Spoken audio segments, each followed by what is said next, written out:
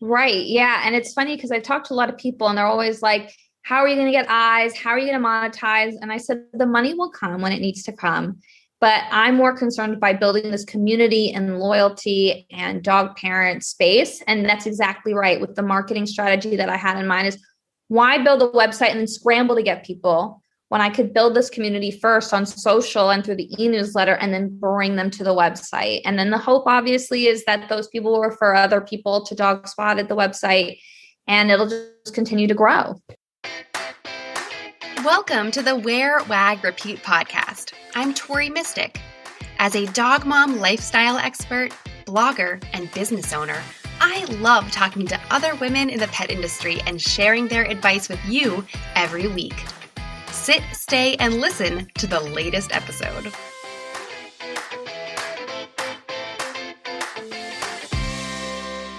In this episode, I am talking to Jamie Ruden, who spent her quarantine building a new online community for pet parents. She was inspired to create Dog Spotted after fostering and then adopting a dog last year. The website, which is launching this month, provides expert advice on dog training, health, wellness, gear shopping, and so much more. But all that advice doesn't do much good without an audience. Jamie shares how she's been using edutainment content and events to build up an audience of thousands of dog parents before the site even goes live. Wear, Wag, Repeat is proudly one of the expert contributors featured on Dog Spotted. Just sign up for their email list and you'll get a vendor booklet full of promo codes, including a discount on Wear, Wag, Repeat online courses to help you grow your pet business online. Check out dogspotted.com to get on the list. Jamie Ruden is the founder of Dog Spotted, a website to help dog parents navigate pet parenthood. She's connected with dog experts such as veterinarians, dog walkers, groomers, trainers, small business owners, and long-term pet parents to provide insight on best practices when parenting our furry best friends. Jamie has been strategizing the launch of this online community for almost a year. She's been hiring and recruiting bloggers for expert dog content while also managing a team of 8 freelance employees who work on social media, community building, editorial content, website development, email marketing, design, and a whole lot more. While she's not working on launching Dog Spotted, Jamie is also a career counselor, a job inspired by her own experience of career exploration. Jamie is an expert in networking, career counseling, public speaking, hiring, and more. Hi, Jamie. Hi, Tori. Thank you so much for having me. Yeah, I'm really excited to have you here and learn all about your new venture, Dog Spotted. Yeah, absolutely. Super excited. And we are launching soon. And for those that are tuning in later, we launched February 27th, 2021. Woohoo! Exciting month. So tell me, take us back. I always like to start in like a little rewind, a flashback, if you will. Tell us, what was your background prior to starting Dog Spotted? Yeah, great question. So I like to think of myself actually as the lost puppy, no pun intended. And I thought I wanted to do something in TV. Initially, my mom, who is a divorce lawyer, actually inspired that. Quick little anecdote. My mom was a divorce attorney. And when I was a kid, like 9 or 10 years old, one of the few times she let me miss school was when she was recording. Do you remember Ricky Lake? Yeah. Yes. Okay. So for those that don't know who Ricky Lake is, she's like the female Jerry Springer. And my mom would be in the audience being like, who's the baby daddy? Like, no. And I was like, I want to do that without going to law school. So I thought I was going to do TV for the longest time. I majored in communications at Northeastern, got a master's in London about film and TV, did nothing with it. My very first job after that was actually working at a dog hotel in the financial district in Manhattan called Fetch Club, which no longer exists, unfortunately. But was an amazing place. I got to meet so many dogs and people and made so many connections. Unfortunately, I had to move on due to payment and wanting to move out of my parents' house. So I did some marketing and events, and it just wasn't exactly what I wanted to do. So I started thinking, when was I happiest? And for me, it was college. And then I started talking to anyone and everyone that would listen to me and talk to me. So conducting informational interviews, which I tell my students to do all the time. And I ended up connecting with this woman, Pamela, who works at FIT, who told me what it's like to work at a college. And she's a career counselor at FIT. And I was like, that sounds amazing. So then I went to Baruch to get a second master's in higher education administration. Initially thought I was going to do more student life stuff since that really blends well with my events experience. But it didn't feel tangible enough. So that's why I went into career counseling, because it had that much more tangible effect of, I help this student, now they have a job. Or I help this student, now they have more clarity on what they want to do. It just felt more tangible is probably the best way for me to describe it. And then in terms of Dog Spotted, it really kind of came about during COVID. I grew up with dogs. My boyfriend grew up with dogs. And we fostered a dog back in May. And he was amazing. We loved him to bits. Unfortunately, the rescue that we fostered him through wouldn't let us keep him due to their policies. But we had a great time with him. And on the second day we had him, we noticed he was covered in fleas, head to toe. And both of us had never dealt with that before. So we're Googling everywhere, like, how do we figure this out? And we couldn't find like one reliable, consistent resource to answer these kind of questions. I was like, how does this not exist? So I said to myself, okay, I want to create a place where if people have these kind of questions, not only can they find them, but they can also ask them. So part of the content we have on Dog Spotted as well is a advice column. So you could submit questions to us to either Dear Mary Puppins, who's the trainer, and then, or a doctor, if you have any medical questions. So really making it accessible to talk to these type of experts for free. And then the second part of it was really about the small businesses that you mentioned. And when we adopted our dog Lucy in August, there was a trainer there from Rough House Rescue who explained there's the good toys, there's the bad toys, there's the good, food, there's the bad food. And I was like, what? Never knew this. And so we go to Petco shortly thereafter to get her like supplies. And I just noticed the walls lined with these bad foods and these bad toys. And I was like, how is this a thing? So I did a little research and noticed that a lot of small dog businesses actually create the solutions to fill in those gaps to have a safer toy or safer food. And that's why anytime someone signs up for our email, they get a vendor booklet. So we've partnered with these small businesses that we vet, pun intended there. And each of them provide a promo code. So not only does it help alleviate your wallet, but it helps support a small business and get them their name out there. So that's kind of the gist of Dog Spotted at this point of how it came to be. That's so great. And I love that it's so inspired by your own firsthand experience and recently too, like within the last year, because I think so much has changed in the pet industry in the last 20 years, 10 years, and even like 5 years. And I think people are so much more informed and like educated consumers now, and you want to like shop, be a conscious consumer, and shop for things that are good for you and your pet, but that are also making a good difference in communities around the world and around the country. So, when you walk into a big box store, it's not really geared towards that, because maybe those stores are just like a little outdated in how they work. I think just big box retail in general is a lot like that. So, and not everyone has the resources to be able to go to expert vets and expert trainers and an expert nutritionist. So, how great to put it all in one spot. So, okay. So you mentioned so many things, but, you mentioned your email and, the booklet and all of this kind of stuff. And I think I'm part of that booklet. And so I've been watching your launch strategy. And you've really had kind of like a long runway to launching your website, which I think is really, really smart and also very unique. I see so many people who like just, and I think it's great to just hit publish and just get it out there. Sometimes you like could wait for years to launch something. So there's like that one side of things. But on the other hand, sometimes people just put it up there and they're like, no one's going to it. it's up. What do I do?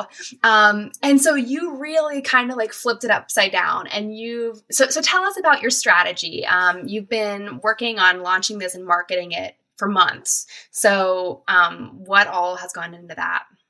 Yeah, that's a great question. So I will never say I'm an expert in terms of starting a business or what it means to be an entrepreneur, because I think I'm a noob in this space. But I will say before I did anything, I read. I read so many startup books.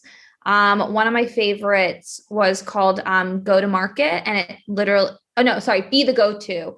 And it's literally talking about be the go-to in that space, and also about marketing and social and building community. Another good book about community that Sarah, my community manager, recommended that I love is called Get Together. And it talks about the importance of community. So funny enough, I actually wanted to launch the website back in November. So nothing is smooth sailing. I've had a few web developers come through for multiple reasons, whether it was personal or they said they were going to do something and they didn't. And so you kind of trial and error. And I finally found someone that I work really well with, and he's super efficient. And I don't know if you've noticed this or if the listeners have noticed this, there are a lot of websites, kind of like Petco in terms of outdatedness. I found a lot of groomer websites that seem a little outdated: vets, trainers, walkers, groomers, you name it. And that's kind of also why I've been so meticulous in waiting, is I'm very detail orientated in making this website not only beautiful, but user friendly and easy to navigate. Because I think that's important when you're putting yourself out there and you're a website, you're not a retail shop, right? You don't have two ways to introduce yourself. You have this one platform, really. So in terms of the long road, the social media, I really wanted to build a community. And I didn't even know what that meant at first, but I knew in my head, like, I just want people to understand that I'm just trying to help both small businesses, the vendors, and dog parents to be the best, because that was me. So I thought I want to bring the community together on Instagram. I also have a LinkedIn group for anyone that's a professional in the dog space, so people can meet each other. A Facebook group starting with New Yorkers, and then the hopes to expand to other cities, as well as our e-newsletter that's been doing really well. And in that, we just have advice, we have product recommendation, our events, which tie into building up the momentum. So monthly, we've been doing one since November, because that's when I thought we were going to launch. So November, we had a Yappy Hour, like a Friendsgiving, where we had two dog food brands, Chip In and Holy Chow, who are both amazing, because I thought, Thanksgiving's the gluttonous holiday. Our dogs should have fun too. So we talked about best ways to include our dogs in the holiday and the festivities. December, we had our holiday market featuring all different dog businesses, kind of like a holiday market you would find maybe in Union Square or in your town. And that was really great. We had, I think, about 30 vendors participate, but only 16 live. But it was really, really popular. And then last month, we did a New Year, New You spots challenge that was led by one of our ambassadors, Yolanta, that some people may know. She has her own pet business with virtual assisting. And that was really great. We had vets and trainers come in to teach people. One did teaching from school from the dogs, taught dogs how to lick their own nose. We had a vet who did one about just dental cleaning, which some people are like, oh, people are actually going to be interested in like brushing your dog's teeth. It was wildly popular because no one talks about these things, right? Because they think it's bland and boring, but it's actually just so important.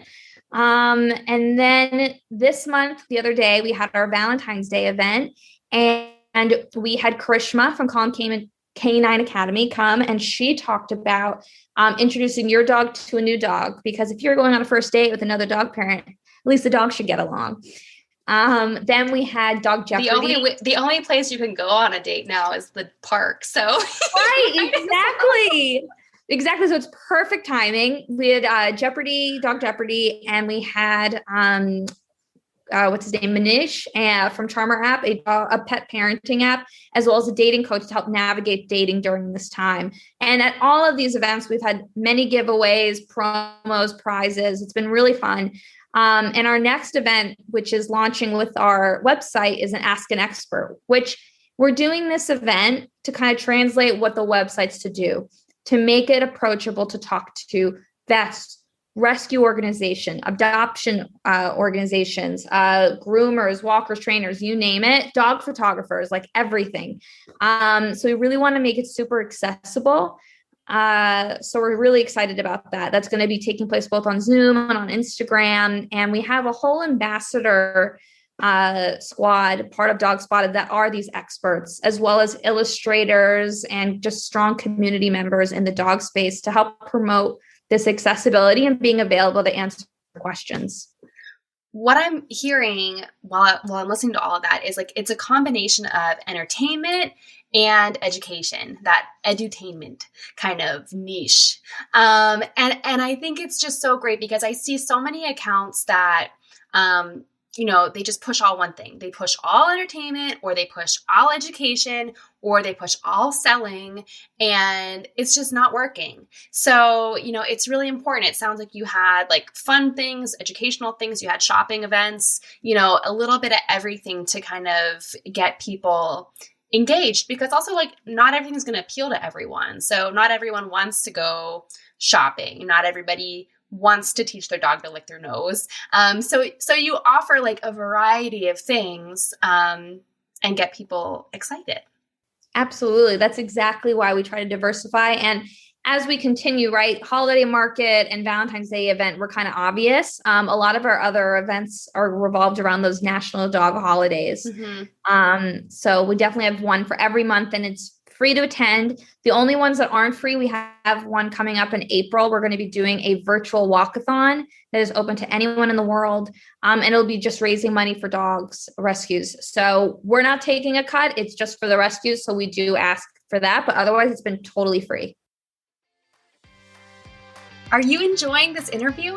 If you'd like to continue talking about dogs and business with the added support of a like-minded community, get on the waitlist for Wear, Wag, Repeat Society. This is my monthly membership program for women petpreneurs and pupfluencers who are looking for accountability and support to make bark-worthy breakthroughs in their business. It's amazing what you can accomplish when you're surrounded by the right people and their dogs. Join the waitlist now at wearwagrepeat.com/society. So gearing all of this up, you've probably added thousands of people to your email list and thousands of people to your Instagram followers. And so that's this audience that you'll then be launching the website to. So instead of starting from scratch and just putting it out there and doing it the opposite way, you've kind of built up the community first a little bit. Right. Yeah. And it's funny because I've talked to a lot of people and they're always like, how are you going to get eyes? How are you going to monetize? And I said, the money will come when it needs to come. But I'm more concerned by building this community and loyalty and dog parent space. And that's exactly right. With the marketing strategy that I had in mind is, why build a website and then scramble to get people when I could build this community first on social and through the e-newsletter and then bring them to the website. And then the hope obviously is that those people will refer other people to Dog Spotted, the website, and it'll just continue to grow. And so I'm a huge person about email lists. I'm always telling everyone you need an email list because they just work. And you don't have to worry about any evil algorithms. It's just on you to send the email, and a far higher percentage of people will open it than will see your Instagram post, really. So you're getting people on your email list with this opt-in incentive, this coupon book, right? Is that what you're calling it? We call it a vendor booklet, but same thing. A vendor booklet. So tell us a little bit about like how that works. How do you give that to people, or how are you telling them about it? Yeah. So I cannot take credit. I'll take credit for the aesthetic in terms of what I wanted it to look like.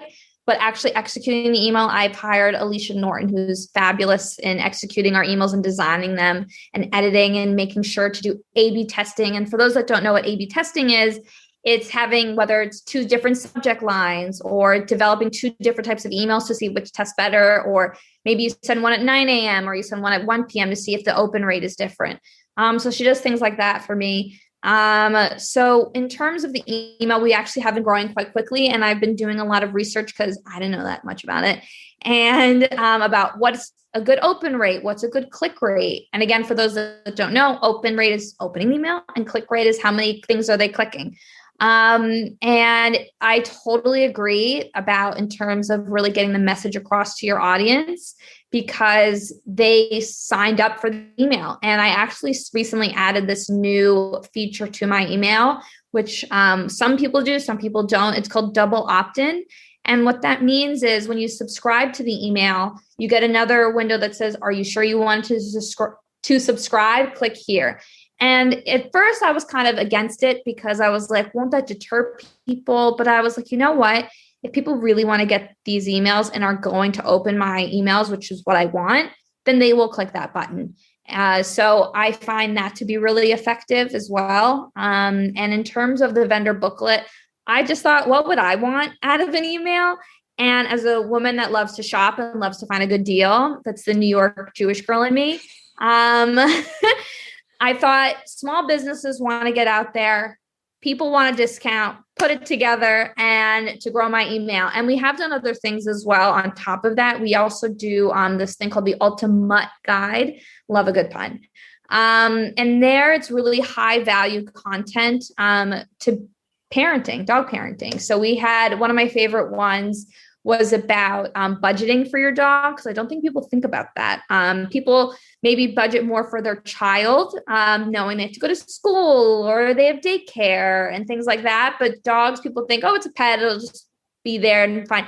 But like things like pet insurance is important. And if you have a job that you have to now physically go to the office, you got to get a walker, right? And I honestly believe everyone should get a trainer, especially if you're a first-time dog parent.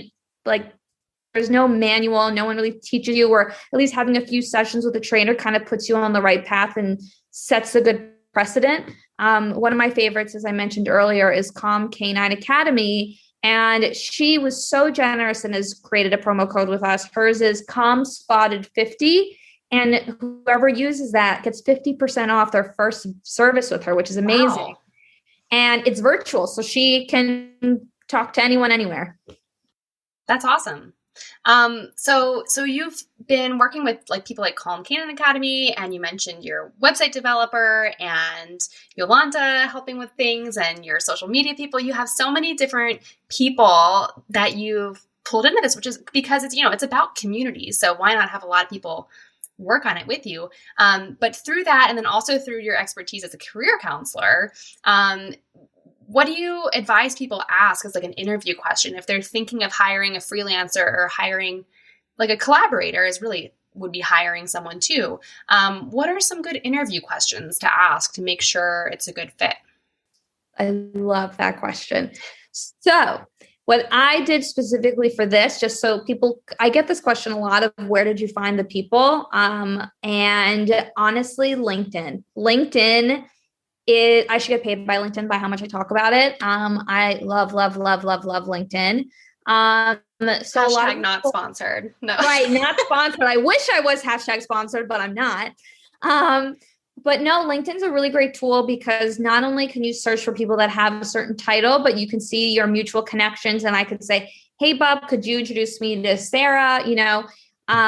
So in terms of questions, one thing specifically for me is they don't have to have a dog, but they have to be a dog person, because I feel like something I've learned just as a career counselor, you can really work at any company, right? But if you believe in what your product is or the mission, you're going to do more for it and take that extra step. So if someone I talk to is more of I'm just making something up, a turtle person than a dog person, they might like it that it's an animal, but I bet if it was a turtle website, they'd be much more interested in spending their free time on it.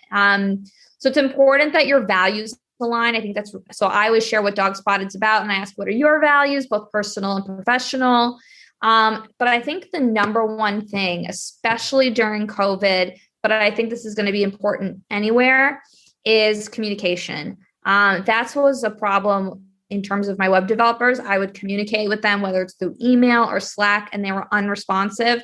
I need someone that's going to answer, not the minute I send it, because that's a bit ridiculous, but at least in the next few hours.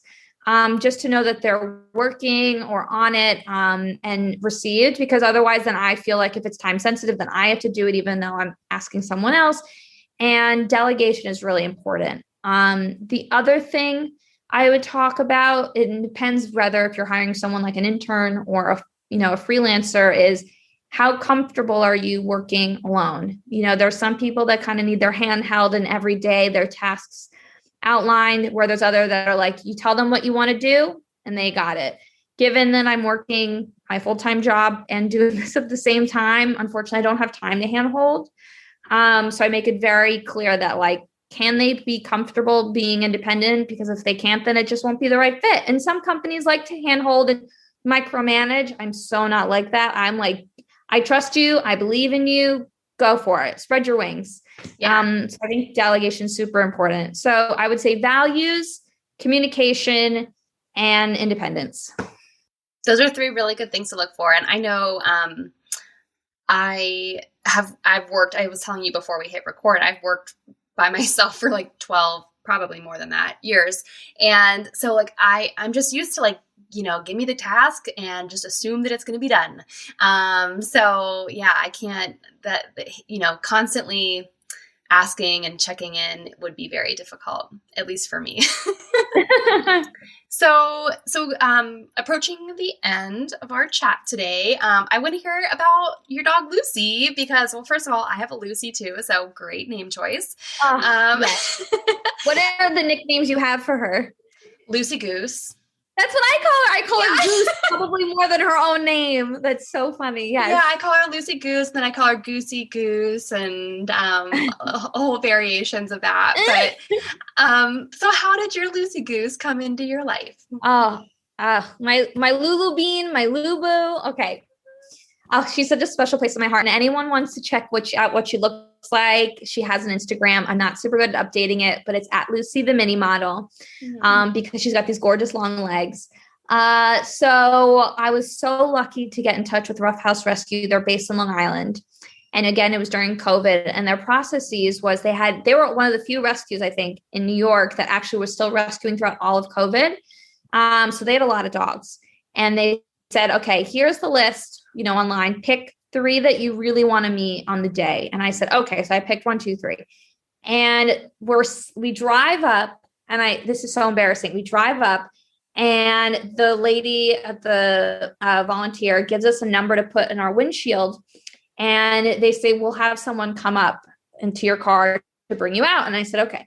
So we're waiting, and the dogs are starting to come out like from the transport van to go into like the viewing van. Tori, oh my God, I couldn't stop playing Who Let the Dogs Out. And my boyfriend thought I was crazy. I was like, they let the dogs out. And it was the best day.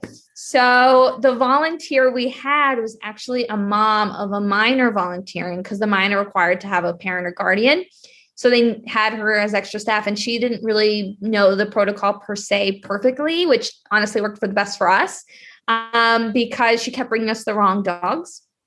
So the first dog we saw, we did ask for. My one thing was I didn't want a crazy amount of shedding just because we're in a tiny apartment. And my boyfriend's big thing was excessive barking because of our neighbors in Manhattan. So the first dog we saw had this like very high pitched bark. And my boyfriend turned to me and was like, no. And I was like, you know what? That's your thing. Fine. The next dog we saw, was not on our list, but was so cute. But she was probably going to be about 50 pounds, which was over what we had wanted to do. And then the third dog was supposed to be this boy dog named Echo. And out comes this dog at the time named BB, now our Lucy. And she looks just like Echo. And we go to the volunteer because we see her special parts, if you will. And we're like, I think this is a girl, not a boy. And Echo is a boy. We didn't care about gender, but just we were like, this doesn't make sense.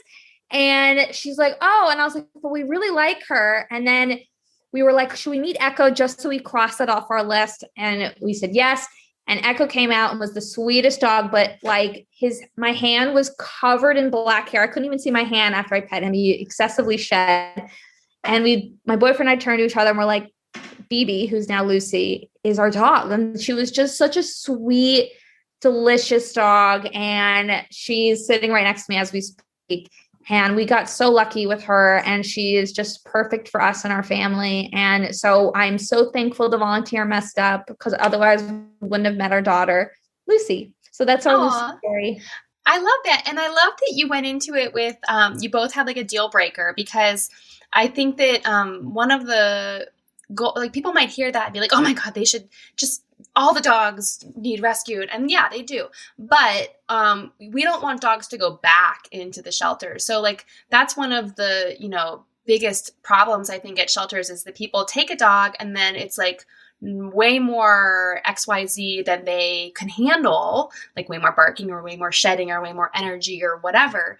And they end up giving them back or doing something else bad, giving it to somebody else or who knows, whatever. So I think that's really very, very smart that you guys went in with like kind of your deal breakers in advance, and then you end up getting the perfect dog and she'll be with you for life. Exactly. 100%. And it's funny because one of the most common things I hear is people are like, I want this very specific dog. And I always tell my friends, you got to be a little bit more open-minded. Like even the dog you think you're getting, you're probably not going to get in terms of personality, because breeds obviously have their reputation of what they're like and what's their demeanor and temperament. So actually another fun thing that I did on Dog Spotted is a rescue database. So not only does it list rescues that serve New York City, but it also, you can filter, is it a breed specific rescue? Meaning, does it just rescue Malteses? Does it just rescue pit bulls or golden retrievers? Because there are a lot. Even there's one for Shiba Inus, which are considered a designer breed. So you can still rescue and get the dog you want. The other thing is, I think for first time dog parents, and I'd love to hear your thoughts on this story, is I think if you've never had a dog, you should foster first, because it's kind of a nice little trial run before you fully commit. Because as you said, I think the worst thing that could happen is a dog goes into a home and then it's returned to the shelter, because that's traumatic for the dog. So at least fostering, you're doing a good deed. You see if this dog or a dog in general is good for you and your family. So we also have a filter in the system that says if the rescue permits foster to adopt, because as I mentioned for my first story about fostering, the rescue didn't permit that. And that was really hard for us emotionally to deal with, because we loved him, but we lucked out with Lucy.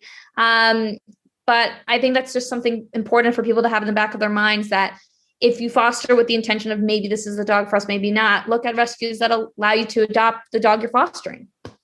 That's a really good point. I've never fostered, actually. But if you are a approved foster, it kind of fast tracks you to getting approved to adopt, because some pet adoption agencies, I guess, have very strict rules and they have to do a home visit and all this stuff. So if you're already a foster in the system, it's going to be a lot easier to adopt your forever dog when you do meet them. So thank you so much for this great conversation, Jamie. I'm really excited about the launch of your website and can't wait to go to your live event and all that kind of stuff. So tell everyone where they can find you online and where they can find your new website. Great. Yeah. Thanks, Tori. So we are live at dogspotted.com, where you can find all the blog content and anything else about Dog Spotted. On Instagram, you can find us at Dog Spotted. And then we also have another handle on Instagram about rescues.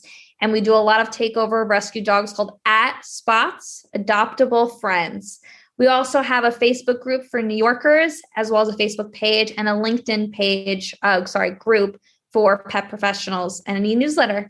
So that's where you can find us. And if you ever have any questions, you can always contact us via email at woof@dogspotted.com.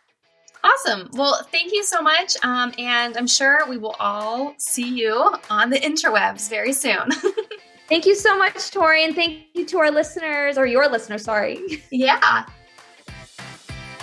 What did you like most about this episode? Find me on Instagram at @TMystic and let me know what intrigued you or what questions you have about starting or growing your own dog-inspired business. You can also screenshot this episode and tag me in your stories. I love to see who is listening out there. Some of the best conversations happen after the episode, right? So track me down over on Instagram or Join the Wear, Wag, Repeat Labs Facebook group to connect with other dog-obsessed entrepreneurs. And as always, you can find all the links and resources discussed in this episode at wearwagrepeat.com/podcast. See you back here next week.